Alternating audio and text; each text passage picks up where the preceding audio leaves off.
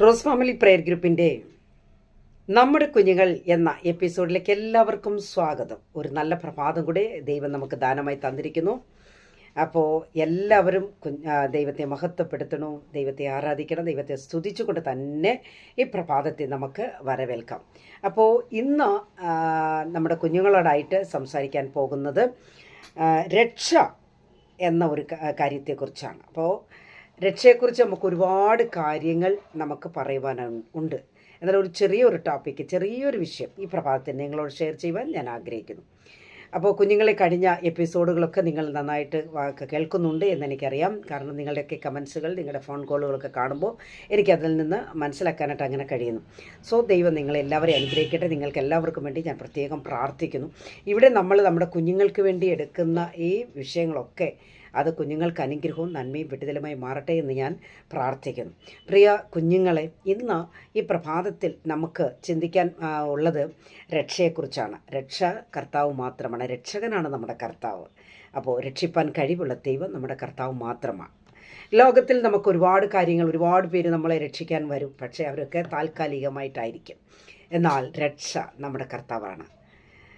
അപ്പോൾ ഇന്ന് ഞാൻ ഒരു വ്യക്തിയെ നിങ്ങളുടെ മുമ്പിലേക്ക് ഒന്ന് കൊണ്ടുവരിക, നിങ്ങളെ ഒന്ന് ആ വ്യക്തിയെ ഒന്ന് പരിചയപ്പെടുത്താൻ ആഗ്രഹിക്കുന്നത്. യേശു കർത്താവ് ഒരിക്കൽ യെരിഹോ പട്ടണത്തിലൂടെ കർത്താവ് കടന്നുപോയി. എന്നാൽ യെരിഹോ പട്ടണത്തിൽ ഒരു ആളിൽ കുറിയവനായ ഒരു മനുഷ്യൻ എന്ന് പറഞ്ഞാൽ നീളം കുറവുള്ള, ഹൈറ്റ് കുറവുള്ള ഒരു വ്യക്തിയെ അവിടെ കാണാൻ കഴിയും. അദ്ദേഹത്തിൻ്റെ പേര് സക്കായി എന്നാണ്. അപ്പോൾ ഈ സക്കായിക്ക് ഒരു വലിയ ആഗ്രഹം എന്താണ്? കർത്താവിനെ ഒന്ന് കാണണം, യേശുവിനെ കാണണം. യേശു എങ്ങനെയുള്ള ആളാണ്? ഈ മനുഷ്യരൊക്കെ പറയുന്ന പോലെ യേശു എങ്ങനെയായിരിക്കും? അപ്പം എനിക്കൊന്ന് കാണണം, ഇതായിരുന്നു സക്കായിയുടെ ആഗ്രഹം. പക്ഷേ സക്കായി വളരെ നീളക്കുറവുള്ള വ്യക്തി ആയതുകൊണ്ട് സക്കായിക്ക് ഈ ആൾക്കൂട്ടത്തിനിടയിൽ യേശു കർത്താവിനെ കാണാൻ വളരെ ബുദ്ധിമുട്ടാണ്, കാണാൻ കഴിയുകയില്ല. അപ്പോൾ അതുകൊണ്ട് സക്കായി എന്ത് വിചാരിച്ചു?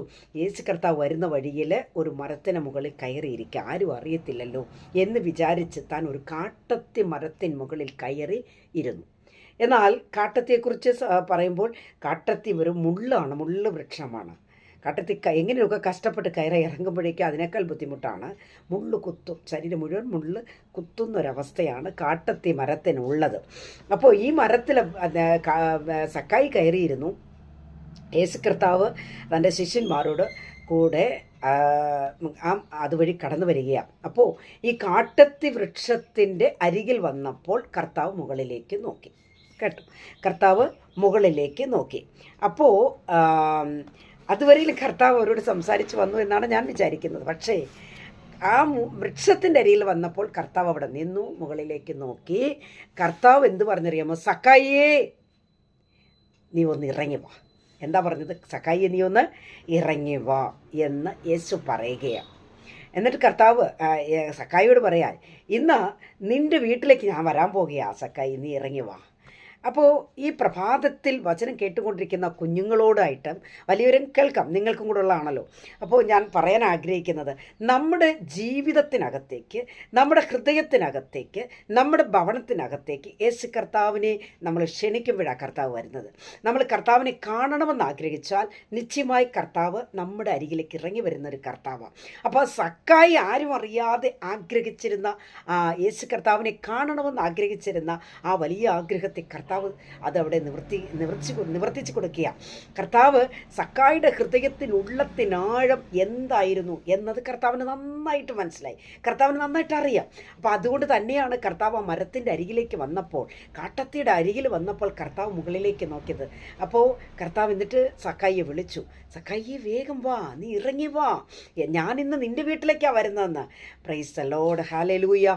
എൻ്റെ ഈ ശബ്ദം കേട്ടുകൊണ്ടിരിക്കുന്ന കുഞ്ഞുങ്ങളെ, നമ്മുടെ ഈ പരുവത്തിൽ, നമ്മുടെ ഈ ചെറിയ പ്രായത്തിൽ എന്ന് വെച്ചാൽ നിങ്ങൾ കുഞ്ഞുങ്ങളായിരിക്കുന്ന ഈ പരുവം മുതൽ തന്നെ നിങ്ങൾ കർത്താവിനെ ക്ഷണിക്കണം, കർത്താവിനെ നിങ്ങൾ കാണാൻ ആഗ്രഹിക്കണം, കർത്താവിനെ ഒന്ന് തൊട്ടു നോക്കാൻ ആഗ്രഹിക്കണം, കർത്താവിനോട് സംസാരിക്കാൻ ആഗ്രഹിക്കണം. കർത്താവിൻ്റെ ബ്യൂട്ടി അഥവാ മനോഹാരിത എങ്ങനെയാണ് കർത്താവ് ആയിരിക്കുന്നതെന്ന് നമ്മൾ കാണാനായിട്ട് ആഗ്രഹിക്കുമ്പോൾ കർത്താവ് നമ്മുടെ അരികിലേക്ക് ഇറങ്ങി വരും. എത്ര പേർക്ക് അങ്ങനെ കർത്താവിനെ കാണണമെന്ന് ആഗ്രഹമുണ്ട്? നമ്മുടെ കഷ്ടങ്ങൾ, നമ്മുടെ പ്രയാസങ്ങൾ, നമ്മുടെ പ്രതികൂലങ്ങൾ, നമ്മുടെ പ്രതിസന്ധികൾ മാത്രം കർത്താവിനോട് നിരത്തി വെച്ചാൽ പോരാന്നേ. കർത്താവിനെ ഒന്ന് കാണാൻ കൂടെ ആഗ്രഹിക്കണം, കർത്താവിനെ ഒന്ന് തൊടാൻ ആഗ്രഹിക്കണം. അങ്ങനെ ആഗ്രഹിച്ച പലരും ഉണ്ട്. ദാവീദ് രാജാവ് ആഗ്രഹിച്ചു, കർത്താവിൻ്റെ മനോഹാരിത കാണുവാൻ എനിക്ക് ആഗ്രഹമുണ്ട്. ദാവീദ് പറഞ്ഞു, ആലയത്തിൽ പാർക്കാൻ ആഗ്രഹമുണ്ടെന്ന് ദാവീദ് പറഞ്ഞു. അവർ ദൈവം, അതായത് നമ്മൾ ആരാഗ്രഹിക്കുന്നു അവരോടൊപ്പം കഴിയുവാൻ, അവരോടൊപ്പം ആയിരിക്കുവാൻ കർത്താവ് ആഗ്രഹിക്കുന്നു. അതുകൊണ്ട് കുഞ്ഞുങ്ങൾ എല്ലാവരും അങ്ങനെ തന്നെ ആവണം. കർത്താവിനോട് സംസാരിക്കുവാൻ, കർത്താവിനെ കാണുവാനുള്ള ആഗ്രഹം നമ്മളിൽ ഇപ്പോൾ തന്നെ, കുഞ്ഞു പ്രായത്തിൽ തന്നെ നമ്മളിൽ ഉണ്ടാകണം. അപ്പോൾ കർത്താവ് നമ്മുടെ അരികിലേക്ക് ഇറങ്ങി വരും. മനസ്സിലായോ? കർത്താവ് നമ്മുടെ അരികിലേക്ക് ഇറങ്ങി വരും. നമ്മുടെ ആവശ്യം എന്താണെന്ന് ചോദിക്കും. നമ്മുടെ ആഗ്രഹത്തെ അറിയുന്ന കർത്താവാണ്. നമ്മൾ ആഗ്രഹിക്കുമ്പോൾ നമ്മുടെ നിലവുകൾ, നമ്മുടെ ചിന്തകൾ കർത്താവ് അറിയുന്ന ദൈവമാണ്. ഹൃദയത്തിന് ആഴം, നമ്മുടെ തുടിപ്പ്, ഹൃദയത്തിൻ്റെ തുടിപ്പ് എങ്ങനെയാണെന്ന് കർത്താവിനറിയാം. നമ്മൾ പാപം ചെയ്യുമ്പോഴും കർത്താവ് ശ്രദ്ധിക്കും. കർത്താവ് ദുഃഖിക്കും നമ്മളെക്കൊണ്ട്. അയ്യോ, എൻ്റെ മകൻ വഴി വിട്ടുപോയല്ലോ, എൻ്റെ മകൻ വഴി തെറ്റിപ്പോയല്ലോ എന്നോർത്ത് കർത്താവ് ഭാരപ്പെടും. അതുകൊണ്ട് ഇന്ന് ഈ പ്രഭാതത്തിൽ ഒരു നല്ല തീരുമാനമെടുക്കണം കുഞ്ഞുങ്ങൾ. ദൈവ വഴി വിട്ടു പോകരുത്. രണ്ടാമത്, കർത്താവിൻ്റെ വഴിയിലൂടെ തന്നെ സഞ്ചരിക്കണം. കർത്താവിനെ പിൻപറ്റണം. കർത്താവിനെ ഫോളോ ചെയ്യുന്നവരായി മാറണം. കർത്താവിനോട് സംസാരിക്കണം. നമ്മൾ തനിമയിലിരിക്കുമ്പോൾ കർത്താവിനോട് നമ്മുടെ കാര്യങ്ങൾ പറയണം. നമ്മുടെ പ്രശ്നങ്ങൾ കർത്താവിൻ്റെ മുൻപിൽ കൊണ്ടുവരണം. നമ്മുടെ വേദനകൾ, നമ്മുടെ ദുഃഖങ്ങൾ കർത്താവിനോട് പറയണം. അതിനുശേഷമേ മറ്റുള്ളവരോട് പറയാം. നമ്മൾ അങ്ങനെ ആഗ്രഹിച്ചു കഴിഞ്ഞാൽ നിശ്ചയമായും കർത്താവ് നമ്മുടെ അരികിലേക്ക് ഇറങ്ങി വരുന്നൊരു കർത്താവാണ്. കർത്താവ് പറയാ, യേശു എന്താ പറഞ്ഞത്? നിന്റെ ഭവനത്തിലേക്ക് ഞാൻ വരികയാ.